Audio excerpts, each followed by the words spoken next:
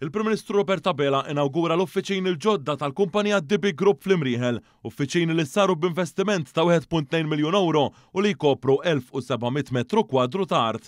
Permezz dan l-investiment sostanzjali f'dawn l-uffiċini, mitħaddim tal-grupp illum qed jaħdmu fi spazju isbaħ u modern favur aktar effiċjenza u kwalità fuq il-post tax-xogħol.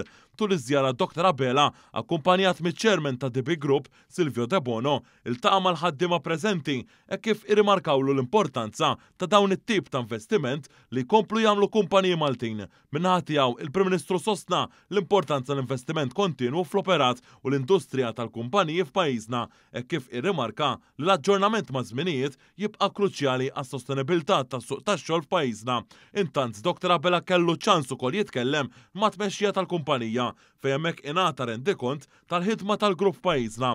Fost oħrajn ġie spjegat li 25 kumpanija lokali f'pajjiżna u li ħadmu ħafna Maltin ingħataw 25 kuntratt ta' xogħol brabta mal-proġett tad-DB Group f'San Ġiljan u li b'kollox jammontaw għal 265 miljun euro.